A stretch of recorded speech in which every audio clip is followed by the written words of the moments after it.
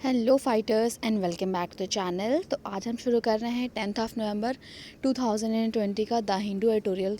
तो इसमें आज बेसिकली 3 आर्टिकल्स थे, पर 2 आर्टिकल्स जो थे वो एयर पॉल्यूशन से थे रिलेटेड, तो मैंने दोनों को कंबाइन करने की कोशिश करी है और इसलिए आज 2 ही आर्टिकल हैं। ओवरऑल 3 आर्टिकल थे, बट 2 बताने, जैसे कि मैंने आपको एयर पॉल्यूशन से रिलेटेड थे, तो इसलिए मैंने दोनों को कंबाइन कर दिया।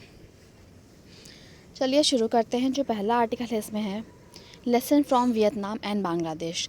तो अभी हम यहाँ जानने की ये कोशिश करेंगे कि ऐसा क्या है, क्या चीज़ें ग्रो हुई हैं वियतनाम और बांग्लादेश में, जिससे कि इंडिया को क्या सीख लेनी चाहिए और इंडिया के लिए या फिर बाकी अदर डेवलपिंग कंट्रीज़ के लिए क्या क्या चीज़ें यहाँ से हम पिक कर सकते हैं। तो यह आर्टिकल लिखा गया है अजय श्रीवास्तव के द्वारा, जो कि इंडियन ट्रेड सर्विस ऑफिसर हैं, और इनके व्यूज़ जो है पर्सनल है, मेरे इसमें कुछ भी व्यूज़ नहीं होंगे। तो चलिए हम शुरू करते हैं आर्टिकल को पढ़ना। देखिए, अभी जैसे जैसे हम इनोवेशंस को हमें कोई भी चीज़ में अगर रिफॉर्म लेके आना है, तो हमें उसके लिए प्रमोट करना पड़ेगा इनोवेशन को, और साथ ही साथ जो भी कॉस्ट ऑफ डूइंग बिजनेस है, फिर उसको क्या करना पड़ेगा, कम करना पड़ेगा। ठीक है जी। और इन सब तरह से क्या होगा, इन सब चीज़ों को करने के साथ साथ इंडिया ने क्या किया है, बहुत ही अच्छा एक तरह से एक इन्वेस्टमेंट को अट्रैक्ट कर लिया है अपनी तरफ। ये एक बेसिकली लाइन होती है जो आपको हर एक आर्टिकल में जो पिक्चर होती है उसके बाद जो लाइन लिखी होती है, वहाँ से मैंने लाइन जो है पिक करी है। चलिए अब शुरू करते हैं बांग्लादेश और वियतनाम की कहानी क्या है। देखिए जी, अभी जो वियतनाम और बांग्लादेश देश हैं वो एक तरह से रोल पे हैं। ठीक, बांग्लादेश जो है अब जाके सेकेंड लार्जेस्ट अपीरल एक्सपोर्ट बन गया है चाइना के बाद। वहीं अगर हम वियतनाम की बात करें, तो जो वियतनाम का एक्सपोर्ट है वो ग्रो हो गया, लगभग 240% का इंक्रीज़ हुआ है पिछले 8 सालों में। आगे बढ़ते हैं जी, थोड़ा सा जूम आउट कर लेते हैं जी। आप देखते हैं two nation and their success story. इन 2 नेशंस की हम बात करेंगे और इनके पीछे क्या सक्सेस स्टोरी है, किस वजह से ये सक्सेस हुए हैं, इस बारे में बात करेंगे। तो जो वियतनाम की सक्सेस है वो किन सब चीज़ों का कंट्रीब्यूशन है, उनमें आता है क्या बोलते हैं इसमें, ओपन ट्रेड पॉलिसी है, एक लेस एक्सपेंसिव वर्कफोर्स है, और जनरस इंसेंटिव दिया गया है फॉरेन फर्म्स को। इन सब चीज़ों का कंट्रीब्यूशन से ही जो वियतनाम में काफ़ी सक्सेसफुल बन रहा है। जो वियतनाम है वो जो एक ओपन ट्रेड पॉलिसी को जो परसे कर रहा है थ्रू किसके, फ्री ट्रेड अग्रीमेंट के थ्रू, जो कि बेसिकली हर एक डेवलपिंग कंट्री करती है। जो वियतनाम का डोमेस्टिक मार्केट है वो ओपन कर दिया गया है कि जो भी यहाँ के जाहिर सी बात है, आपको फ्री ट्रेड अग्रीमेंट में काफ़ी सारे डेवलप्ड स्टेट भी होते हैं। ठीक है जी। तो क्या कर दिया गया है, वियतनाम ने क्या किया है, जो भी उसकी डोमेस्टिक मार्केट थी वो वहाँ के मेंबर्स के लिए या फिर वहाँ के पार्टनर्स के लिए उसने क्या कर दी है, आप ओपन कर दी कि आओ अपने प्रोडक्ट्स जो है हमारे कंट्री में आप ला सकते हो, या फिर हमारे यहाँ से आप कुछ भी करा सकते हो, बट हाँ आप आ सकते हो। ओवरऑल एग्जाम्पल दिया गया यहाँ पे क्या है, जैसे कि जो यूरोपियन यूनियन के प्रोडक्ट्स हैं उनका कम से कम 99%, मतलब उनमें लगभग 99% जो उनका प्रोडक्ट है वो जल्दी ही वियतनाम में आने वाला है, वो भी ड्यूटी फ्री आने वाला है। ठीक है जी। आज जो वियतनाम है उसने अपने कुछ डोमेस्टिक लॉज को भी चेंज किया है, जिससे कि वो क्या कर सके, जिससे कि वो अपने नेशन में कहीं बाहर से इन्वेस्टमेंट को अट्रैक्ट कर सके, और जो फॉरेन फर्म है वो यहाँ आके लोकल बिजनेस के साथ कम्पीट भी कर सकती हैं। एग्जांपल दिया गया है, जैसे कि जो यूरोपियन यूनियन है वो आके क्या कर सकती है, और शॉप्स को ओपन कर सकती है, जो रिटेल ट्रेड है उसमें एंटर कर सकती है, बिड कर सकती है गवर्नमेंट और प्राइवेट सेक्टर दोनों के दोनों में ही।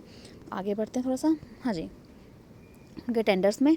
ठीक है, जो इस तरह का मॉडल है मे भी हमारे इंडिया के लिए गुड ना हो, हमारे इंडिया में इतना अच्छे से ना चले, क्योंकि जाहिर सी बात है इन सबको देखने के बाद आपको अब तक पता चल गया होगा कि यहाँ पे किसी भी तरह का प्रोटेक्शन नहीं मिलता है फार्मर को, या फिर जो भी लोकल प्रोड्यूसर्स हैं जो प्रोडक्ट्स के हैं उनको, कि वो कैसे चीज़ों को इम्पोर्ट करें। ठीक है जी। जो वियतनाम है वो तो एक सिंगल पार्टी स्टेट है, बट जो हमारा इंडिया है उसको पता है मल्टी पार्टी स्टेट है, बहुत सी पार्टीज़ हैं, बहुत से अपोजिशंस हैं। ठीक है जी। तो लेकिन जो वियतनाम है वो सिंगल पार्टी स्टेट है, तो इसके लिए कुछ हद तक ये ईजी हो जाएगा कि वो वहाँ की जो लोकल वॉइस है जिसके अगेंस्ट में अगर जा भी रही है तो वो इसको इग्नोर कर सकता है, उसको दबा सकता है। कुछ लार्ज ब्रांड जैसे कि सैमसंग हो गया, कैनन हो गया, H&M हो गया, नाइकी हो गया, और बहुत से बड़े बड़े ब्रांड्स जो हैं वियतनाम में आ रहे हैं, जिससे कि वो क्या कर रहे हैं, अपने प्रोडक्ट्स का वहाँ पे मैन्युफैक्चर कर रहे हैं। जैसे कि मैंने आपको बताया वहाँ पे मार्केट जो है ओपन है, जो लेबर कॉस्ट है वो थोड़ी सी चीपर है। इन सब चीज़ों को देखते हुए ये से जो बड़ी बड़ी कंपनीज़ हैं, बड़े बड़े ब्रांड्स हैं जो वहाँ पर आ रहे हैं, और हमें देखने को मिलता है कि जो लास्ट ईयर है वियतनाम ने काफ़ी ज़्यादा इन्वेस्टमेंट को रिसीव करा हुआ है, जो कि लगभग 16 मिलियन डॉलर्स तक बढ़ गया है। और इसके फलस्वरूप हुआ क्या है, इसके फलस्वरूप हुआ है कि जो एक्सपोर्ट है, जाहिर सी बात है अब चीज़ें जितनी इन्वेस्ट होंगी तो एक्सपोर्ट उतनी ही तेज़ी से ग्रोथ करेगा। अब यहाँ पे बात की गई 2010 में जो वियतनाम का एक्सपोर्ट था वो था करीब 83.5 बिलियन डॉलर, लेकिन 2019 में यही बढ़ के हो गया 279 बिलियन डॉलर। देख रहे हैं कितना ज़्यादा मैसिव ग्रोथ हो रहा है। चलिए आगे देखते हैं हम। अब बांग्लादेश की बात करी गई है। जो बांग्लादेश है वो एक तरह से लार्ज एक्सपोर्ट करता है अपीरियल का ईयू को या और यूएस को, ठीक है। जो कि क्या होता है, कंट्री में बहुत सी सक्सेस स्टोरीज़ को बता रहा है कि हमने कैसे सक्सेस प्राप्त की चीज़ों से हमने। जो यूरोपियन यूनियन है वो अलाउ करता है कि जो भी आपके अपेरियल्स या फिर जो भी अदर प्रोडक्ट्स हैं उनके इंपोर्ट को कहाँ से, लीस्ट डेवलप्ड कंट्रीज़ से, जैसे कि बांग्लादेश हो गया। इन सब से कुछ लीस्ट डेवलप्ड कंट्री से आप कुछ भी चीज़ों को इंपोर्ट कर रहे हो तो वो बेसिकली ड्यूटी फ्री होगा। इस बात के लिए जो यूरोपियन यूनियन है वो अलाउ करता है। लेकिन हाँ, अब जैसे अभी कुछ टाइम पहले एक रिपोर्ट आई थी जिसमें कहा गया था कि जो बांग्लादेश है उसकी पर कैपिटा जीडीपी जो काफ़ी बहुत तेज़ी से ग्रो कर रही है। तो इन सब के चलते अभी बांग्लादेश है इस चीज़ का फ़ायदा नहीं उठा पाएगा कम से कम 4 से 7 सालों में, क्योंकि हमें पता है जो पर कैपिटा इनकम है वो ग्रोथ कर रही है और इस तरह से जो उसका लीस्ट डेवलपमेंट कंट्रीज़ का जो स्टेटस था वो उसने लूज़ कर दिया है। I am sorry. अब जो है बांग्लादेश जो है इस चीज़ों में बहुत ही ज़्यादा स्मार्टली वर्क कर रहा है कि जो भी उसकी चीज़ें हैं उनको क्या करे, बहुत ही डाइवर्सिफाई कर सके एक्सपोर्ट बास्केट में। चलिए आगे देखते हैं हम। अब इंडिया का क्या बात है, इसमें इंडिया का क्या रोल है देख लेते हैं। जैसे कि पता है कि हाँ, बांग्लादेश की और इंडिया की ठीक ठाक बनती है, तो एक अच्छा नेबर होने के नाते जो इंडिया है वो क्या करता है, जो भी बांग्लादेश के प्रोडक्ट्स हैं उनको एक्सेप्ट कर लेता है ड्यूटी फ्री, लेकिन इसमें अल्कोहल और टबैको जो है वो इंक्लूड नहीं है। अगर हम ये बात करें ट्रेड की, तो जो ट्रेड है वो एक क्या करता है, वो एक बहुत ही वेल्थ क्रिएट करता है और एम्प्लॉयमेंट को क्रिएट करता है, और साथ ही साथ उसने क्या किया, बहुत से लोगों को पॉवर्टी लाइन से ऊपर उठाया है, जिससे कि ओवरऑल हुआ क्या है, पूरे के पूरे कंट्री जो है पॉवर्टी लेवल से ऊपर उठी है पिछले 2 डिकेड्स में। अब हमें बांग्लादेश से कुछ की लर्निंग्स भी लेनी चाहिए, और वो क्या है, वो ये है कि हमें क्या करना चाहिए, जो भी लार्ज फर्म्स हैं उनको सपोर्ट करना चाहिए। क्यों ताकि वो क्या हो, जल्दी टर्नओवर्स को ले सकें। जैसे कि हमें पता है कि अगर अभी हमारे इंडिया में किसी को कोई फर्म ओपन करनी है तो पहले बहुत से पेपर वर्क करने पड़ते हैं, फिर लैंड एक्विजिशन और इन सब चीज़ों के लिए बहुत टाइम लगता है। मतलब बेसिकली इन सब में आपको काफ़ी टाइम लग जाता है। कभी कभी तो होता है क्या है, जो भी इन्वेस्टर्स होंगे तो उनका तो मूड ही चेंज हो जाता है। तो वही सब बात करी गई है कि ऐसा हमें करना चाहिए। और साथ ही हम सबको पता है कि जो लार्ज फर्म्स होती हैं जो ऑलरेडी स्टेबलाइज है मार्केट में, वो इस कंडीशन में होती हैं, वो इस पोजीशन में होती हैं कि वो ब्रांड बिल्डिंग में इन्वेस्ट कर सकें, ठीक है जी। जो भी उनकी रिक्वायरमेंट है उनको फुलफ़िल कराई जा सके, और जो भी मार्केटिंग है उन चीज़ों की कराई जा सके। लेकिन जो स्मॉल फर्म्स हैं, इन सब की अगर सप्लाई लार्ज फर्म में होगी तो जाहिर सी बात है दोनों को ही फ़ायदा होगा, ठीक है जी। अब वियतनाम ने क्या किया है, अपने कुछ ना कुछ डोमेस्टिक रूल्स और लॉज को भी चेंज किया है, जिससे कि क्या करे, वो जो भी इन्वेस्टर्स की नीड है उनको पूरी करने की कोशिश करने के लिए इसने क्या किया है, कुछ डोमेस्टिक लॉज जो हैं वो चेंज किए हैं। अब इकोनॉमिक कॉम्प्लेक्सिटी जो इंडेक्स है, जो कि रैंक करता है कंट्री को किस बेसिस पे, वो इस बेसिस पे रैंक करता है कि कैसे डाइवर्सिफाइड और कॉम्प्लेक्स है उसका मैन्युफैक्चरिंग एक्सपोर्ट बास्केट में, ठीक है जी। इन्हीं सबके बेसिस पे इकोनॉमिक कॉम्प्लेक्सिटी इंडेक्स जो है वो निकाला जाता है। अगर हम EIC की बात करें तो इसने रैंक किया है चाइना को 32, इंडिया को 43, वियतनाम को 72 और बांग्लादेश को 127। वियतनाम की जैसे तो इंडिया नहीं है, जहाँ की पता है हमें, जो हमारा इंडिया है वो एक डेवलप्ड डोमेस्टिक और कैपिटल मार्केट है, ठीक है जी। आगे बढ़ते हैं हम। हाँ, थोड़ा सा जूम कर लेते हैं। इंडिया जो है वो प्रमोट और डेवलप करना चाहता है अगर मैन्युफैक्चरिंग इन्वेस्टमेंट को, जिससे कि क्या हो, वो कुछ सेक्टोरियल इंडस्ट्रियल जोन्स को सेटअप कर सके विथ फैक्ट्री स्पेस जो है उसके प्री अप्रूवल से। जो फर्म्स हैं उनको भी क्या करना चाहिए, उनको जो एक फ़र्म है हमारे इंडिया में उसको स्टार्ट हो जाना चाहिए कुछ ही हफ्तों में। जैसे कि हमें पता है उनको किसी चीज़ की इस चीज़ की ढूँढने की ज़रूरत ना पड़े कि हम स्पेस कहाँ लेंगे। अभी आई थिंक अब मुझे उस पर्टिकुलर स्कीम या फिर जो भी एप्लीकेशन है या फिर क्या है, मुझे उसका नाम नहीं याद आ रहा इस समय, बट इसमें ऐसा है कि आप ना एक लोकेशन पे आप आई थिंक कुछ एप्लीकेशन ही है शायद, तो उसमें ना आपको हर एक चीज़ के बारे में, हर लोकेलिटी के बारे में आपको हर एक चीज़ दिख जाएगी। यहाँ लैंड अवेलेबल है या नहीं, यहाँ पे कोई लीज़ पे अवेलेबल है या नहीं है, वो सब दिख जाएगा। तो ऐसी चीज़ें होनी चाहिए जिससे कि जो भी इन्वेस्टर है या फिर जो भी अगर कोई फर्म बनाना चाह रहा है तो उसको ना दर दर भटकना ना पड़े, पता ना करना पड़े ये चीज़ें कहाँ से अवेलेबल होंगी, कैसे करेंगे, क्या नहीं होगा। इन सब में टाइम उसका बहुत इन्वेस्ट होता है, तो ये नहीं होना चाहिए। ठीक है जी।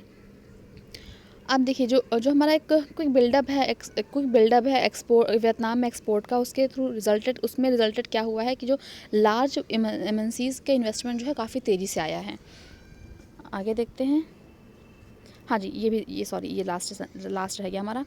ठीक है, लेकिन जो बहुत सी ज़ाहिर सी बात है, अगर हम इसमें इन पूरे सेंस करने का मतलब ये है कि जैसे हमारी कंट्री, आप एग्जांपल लो, हमारी कंट्री इंडिया में क्या होता है, मान लो नाइकी के जो भी ब्रांड के शू हैं, कपड़े हैं, जो भी चीज़ें बन रही हैं वो सब बन रही हैं, ओवरऑल सब चीज़ें बन रही हैं, लेकिन एट द एंड वो जा कहाँ रही हैं, वो यहाँ से एक्सपोर्ट होकर दूसरी जगह जा रही हैं और फिर वहाँ से हमारी कंट्री में भी तो एक तरह से देखा जाए उसको एक्सपोर्ट किया जा रहा है, लोग ख़रीद रहे हैं, पहन रहे हैं।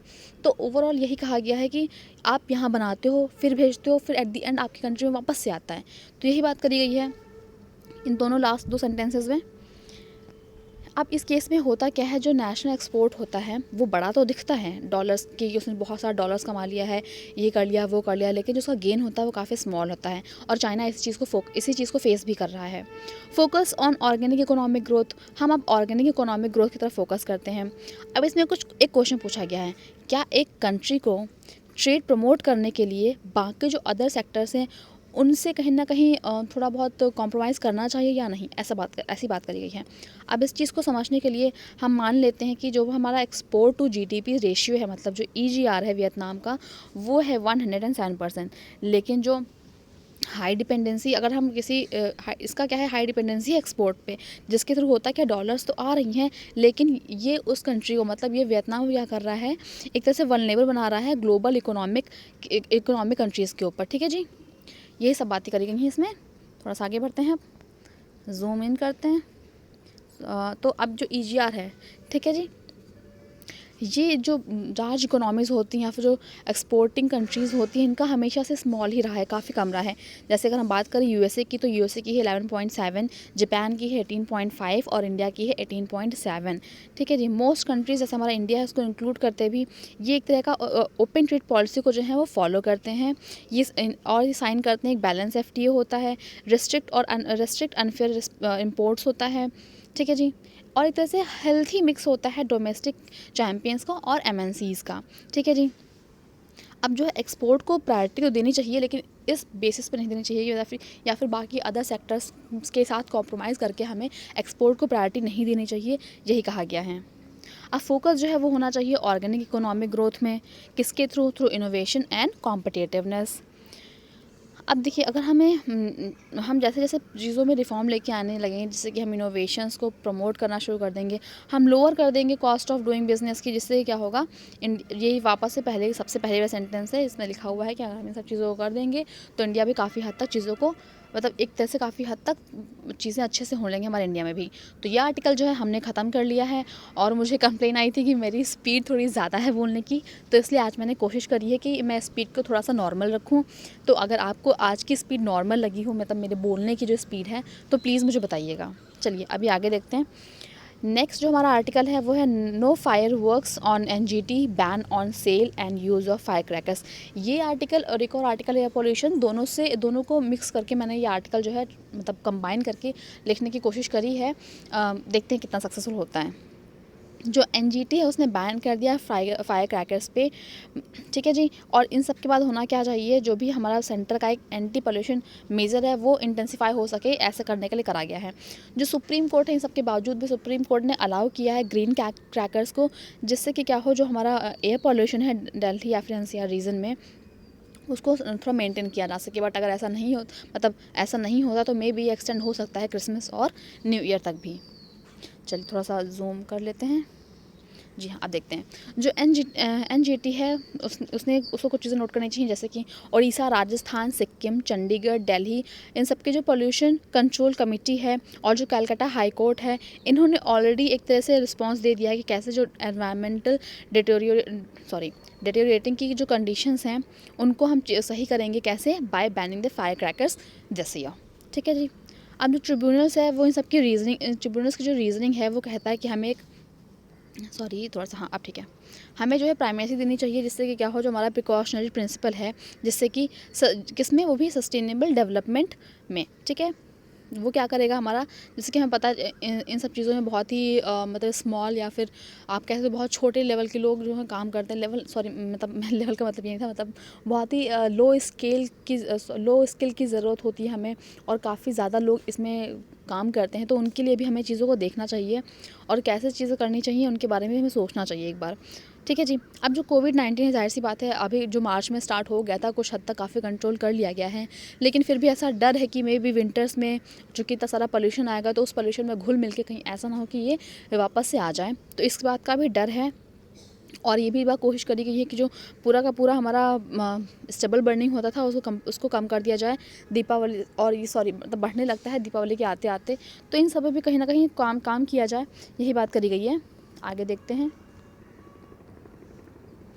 अगर हम मान भी लेते हैं कि हमें एग्रीकल्चर रेसिड्यू से जो पोल्यूशन होता है, जो भी स्टबल बर्निंग से पोल्यूशन होता है, उन सबको अगर हम ख़त्म, मतलब उनको सबको साइड रख दें, अगर वो ख़त्म हो भी जाता है, उसका एब्सेंस हो भी जाता है, तो यहाँ पे बहुत सी बाकी भी चीज़ें हैं जिससे कि हमारी जो भी एयर क्वालिटी है उसको बहुत ही गंदा किया जा सकता है, मतलब बहुत ही ज़्यादा बहुत ज़्यादा हाई किया जा सकता है बाय फायर क्रैकर्स। ठीक है जी। अगर काफ़ी ज़्यादा मार्केट अमाउंट में अगर आप मार्केट में देखोगे फायर क्रैकर्स हैं और उनको जलाया जा रहा है, उनको यूज़ किया जा रहा है, तो जाहिर सी बात है स्टबल बर्निंग अगर एक तरफ ख़त्म भी हो जा रही है तो भी कुछ फ़र्क तो पड़ेगा नहीं, जो कि ये पोल्यूशन जो है वो शुरू हो जाएगा। ठीक है जी। अगर मान लेते हैं हमें कोविड-19 का रिस्क नहीं भी होता है, मान लेते कि एक तरफ मान लेते कि नहीं था, तब भी जो भी पॉलिसी मेकर्स हैं उनको ये बात ध्यान रखनी चाहिए कि हमें जो भी नेशनल क्लीन एयर प्रोग्राम है, इसके तहत कुछ मेजर्स लिए गए थे, जो कि सीख करता है क्या, कि वो पर्टिकुलर मैटर को है जो उसको रिड्यूस करेंगे 20-30% बाय 2024। उसके लिए तो इन्हें कुछ ना कुछ बनाना पड़ेगा, कुछ ना कुछ पॉलिसी मेकर्स को लॉज लाने पड़ेंगे, पॉलिसीज़ लेके आनी ही पड़ेंगी। अगर मान लो ये कोविड की सिचुएशन ना भी होती, उसका रिस्क ना भी होता, तो भी करना पड़ेगा। अगर जो अभी देखें, जो गवर्नमेंट की खुद की जो भी चीज़ें एनालिसिस करके निकल के आई हैं, तो उनमें उन्होंने ये कहा है कि जो